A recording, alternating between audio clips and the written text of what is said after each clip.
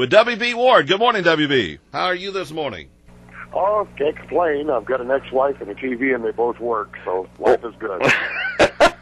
And they're both working, huh? Yeah. It is one cold morning up here. I'm in Oklahoma. We're getting our second bout of snow. We're already under about 12 inches here, and I understand you guys might be facing some snow here very soon. They're talking about some possibility. I think we're hoping most of that's just north of us. Well, I'll keep pulling for you. I know we're getting the majority of it for you, so we're perhaps keeping it from getting down there. So you've been snowbound this year. Oh man, it's been incredible. I've had so much snow ice cream lately. I think I'm becoming diabetic. Well, hey, that gives you a lot of time to do your radio programs. It certainly does. I've been producing episodes where I'm actually ahead so far. I'm working into May right now, so I've got plenty of them in the can and ready to go. And I certainly enjoy producing the Almanac. It's just a fascinating and very interesting experience and research. Well, I'll tell you what, you put a lot into a 2-minute little program. Yeah, within a 2-minute time span, I think I cover an average of about 150 and sometimes up to about a 300-year time span. Yeah, there's a lot of beans in that can. And your timing is good. That's something else we like in our business. But you're an old radio guy. You knew it had to be good, didn't you? Oh, hey, listen, I do the best that I can. I've got my own little digital studio. In this thing, I've recorded everything from my radio show. I convert novels into audiobooks. I've produced music CDs. So, yeah, I'm set up technologically pretty well. And I would like to think I do know a little bit about what I'm doing. So, yeah, I do watch. I'm very cognizant on things like timing and, production values and things like that. So you spent several years in radio before you got into this, doing these almanac programs. Yeah, I've been involved in entertainment in one form or another all of my life. I spent about 25 years in both radio and television. Other than that, I've done everything from ring announcing for professional wrestling to working in circuses to working in sideshows. I've done just about everything I've ever wanted to do, which is a really cool thing to be able to say, but on the other hand, it kind of leaves me with the attitude of, okay, what do I do now? So I guess writing has been my latest foray. I'm working on a 13-book project right now with the Almanac, and I just recently started writing another book and producing a series of seminars. So I like to stay active, like to keep busy. That way I don't have to worry about getting out in the snow. Yeah, I know you do some public speaking and seminars. Yeah, we started a seminar that's based loosely on the research of the Almanac. The seminar is called Footprints, Impressions of a Lifetime.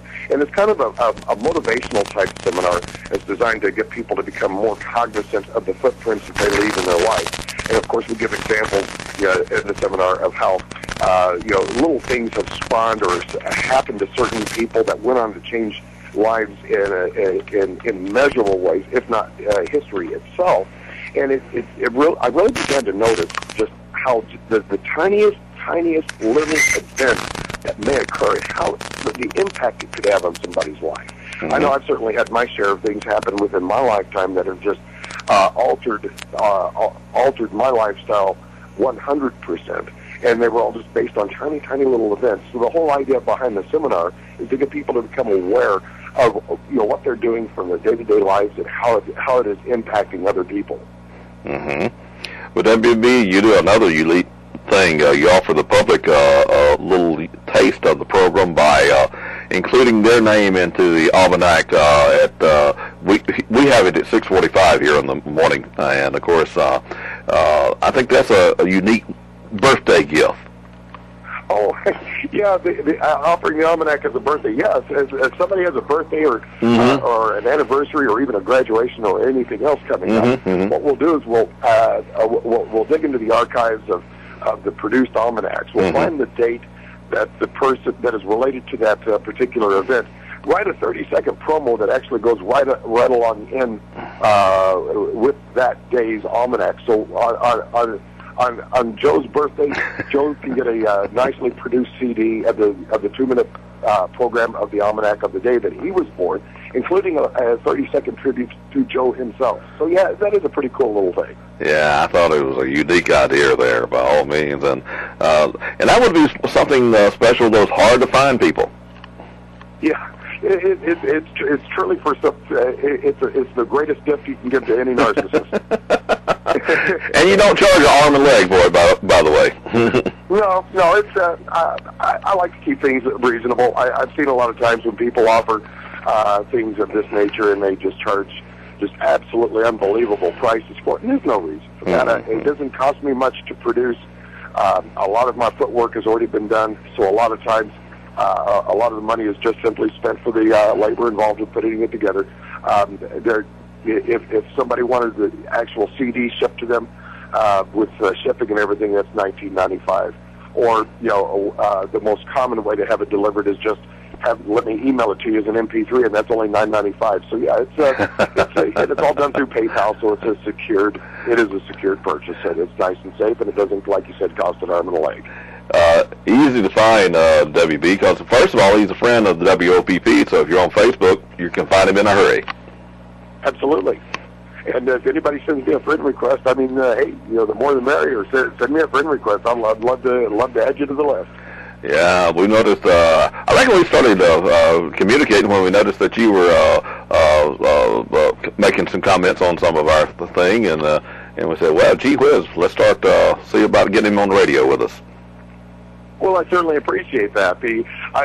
Alabama is one of the few states that I have never been to, and on WOPP is the only station on which my show is heard in the entire state of Alabama. So right now you guys got some pretty good market exclusivity down there. Atlanta is a place I've always wanted to visit, and I've never made it that far southeast yet. Well, you got to come down here the first weekend in April and be a part of the Rattlesnake Rodeo. I've got to tell you, I've seen the entries on the internet for the Rattlesnake Rodeo, and when I first saw that, I thought, what in the world are these people thinking? Oh. And then I started reading about it. I thought, man, it does look like an awful lot of fun. So yeah, I would certainly love to go down there and take a peek at that. Yeah, we'd like for you to ride one of the snakes. That'd be cool.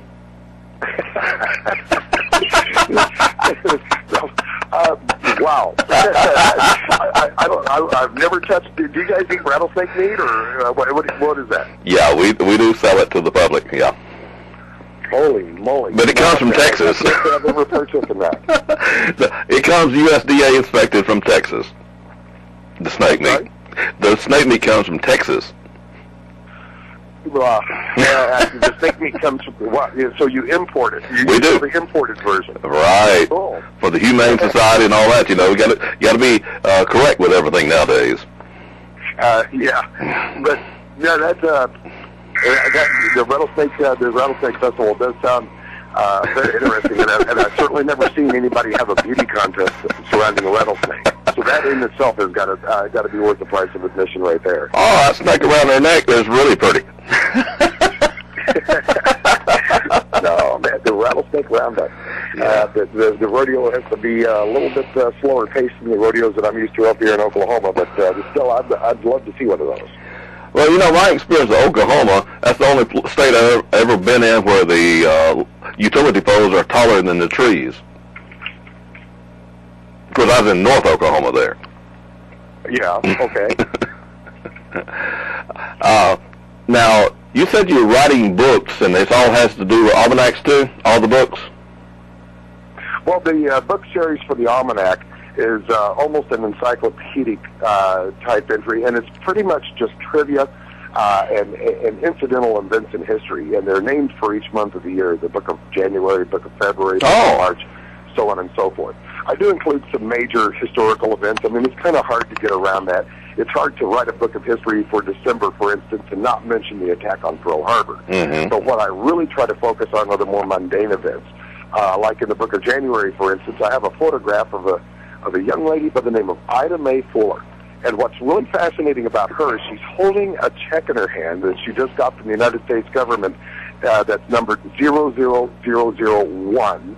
And she's holding in her hand the very first Social Security check that was ever issued. Oh, cool. That's the kind of stuff that I love putting in the book, because To me, it's the little tiny things that happen in our life that make the greater whole. I really don't think that the major events like man landing on the moon and things like that, I really don't think that's really what shaped us.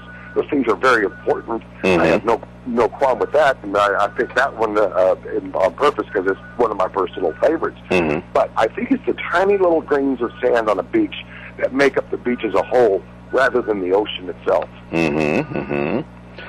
Well, I'm going to write that down. That was good.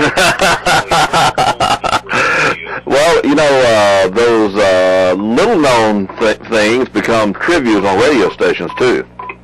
And that was exactly what inspired me to get into stuff like that. It was when I worked in radio. You know, we'd have to think of entertaining ways to give away little trinkets on the air. Trivia questions were the mainstay, and that's what. As a matter of fact, there was a disc jockey I worked with by the name of Morning Mouth McCarthy, and every day he had something called a little less known and a little less cared for fact. That combined with the trivia questions that we would have to research to ask on the air is really what fueled my interest in it. My all-time favorite trivia question I ever asked was got me into a load of trouble. And that was one time I asked on the air, do you know the names of the 9 planets? I had people lining up, calling in. Of course, they had their Encyclopedia Britannicas laid out. They would call up and they'd go, Mercury, Venus, Earth, Mars, Jupiter, Saturn, Uranus, Neptune, and Pluto. And I would go, nope, sorry, thank you for calling. And of course, people were just dumbfounded by that. This went on for about an hour, and finally somebody called and said, could you repeat the question? I said, okay, do you know the names of the 9 planets? There was a little bit of a pause, and I went, no. No. Okay, you're right, because that's what it was. It was a yes or no question. That got me into so much trouble, but hey, I got to be me. Yes or no would have been correct. Absolutely, and that's the kind of stuff that I like. The questions that catch people off guard, the bits of history that are the least expected, and partly another inspiration that I had was another Oklahoma boy who really inspired me a lot, and that was the late, great Paul Harvey. Yeah. One of the absolute kings of making insignificant trivia significant. And he was the king of that. He really took history and really mundane events and molded it and shaped it in such a way so that it was just fascinating to listen to. Now, I don't try to imitate his style. I don't try to duplicate what he did, because Lord knows I don't think that would ever be possible for anybody to ever do. But I do try to pick up a bit of his a bit of the banner that he did leave behind. I feel a lot of kinship with Mr. Harvey, Mr. Arant, as he was known around here. He and I were born in the same city. We went to the same church. He went to high school with my mom. So I do have a little bit of a connection to him, as distant as it may be. But I do kind of feel like I have followed in his footsteps. He and I even worked for the same radio station at one time, several years apart though. But our paths had crossed among each other. So there was some definite influence there from Mr. Harvey. Did you ever work him where you had to insert the commercial and his cues are page 1, 2, and 3, you know, but he never does it the same way. One time he may say page 1, or the next time page 2. Yes, he was truly the king of what we called in the business the pregnant pause. And I mean, you just kept. You're sitting there with your finger on the trigger. Yeah, say it, please, say it. You just couldn't get away from the radio until you heard him finish that sentence. He caused a lot of DJs go up in the wind. During my time in radio, there was one commercial that I produced, and it was for a local dog food company called Happy Hound Dog Food. And I'll never forget it because it was the only commercial I ever produced that actually won an award. But it was also the most irritating thing you ever heard. There was no music. There was nothing, you know, real creative about it as far as production value, and as far as the copy went, it was pretty normal. The only thing different about it was at the very end.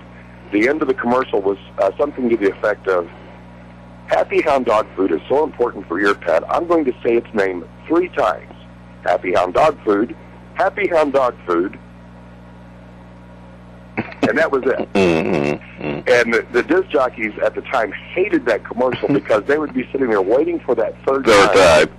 Yeah, it drove people up a wall. Lo and behold, that actually won an award later on because it instilled the name of the product into the mind of the consumer so much. Made you say it the third time. Yeah. So my one swan song that I had in radio, and it had to be marred. It was both a swan song and a thorn in my side as well, because it was also voted as one of the most irritating commercials of all time for that year. About the DJs. What can I say? It did the job, so I was a happy camper. I understand. The check cleared the bank, so that was good for me. Now, if they want to know more about W.B. Ward and what he's doing, you got a website? Absolutely. Ironically enough, and the greatest coincidences of all time, I found one called WBWard.com. And I thought, what a wonderful coincidence. Yeah. So I just went ahead and got that one. And, by golly, it's there to this day. It's got everything he's up to. And, of course, another way is WB Ward on Facebook. Yeah, and oddly enough, I found a Facebook page that had the same name. So Facebook.com/WBWard. I had no idea there was so much available out there with that name on it. And I notice sometimes you give a hint what's on the program on the Facebook. Yep. Yeah. There's a fan page as well that you can find from my Facebook page, where every day, 7 days a week, I faithfully post up a thing in history, and on Facebook, it's really kind of neat because I can actually put video in. A couple of days ago was the anniversary of when the Beatles first came to America, and I've managed to find footage on YouTube of the Beatles getting off of the plane when they landed in New York. Today was the anniversary of them showing up on the Ed Sullivan Show. Yep. But since I already had the Beatles on 2 days ago, I put up another fact for today. Yeah, I do like the ability of posting the videos that relate with the things in history. Well, we enjoy your program, 6:15 Monday through Fridays in the morning, 4:45 in the afternoon, and on Saturday mornings at 7:45. I've got to start getting it on Sunday somewhere. I don't have a slot for it right this moment. I hope in the future that I'll be included in somebody else's almanac. Well, maybe so. It's been nice talking to you this morning, and hey, we may have to do this again a little bit later, refresh everybody's memory where to find you. Okay, I'd love to do it. Thank you, man. Have a good day. Very good. Appreciate it.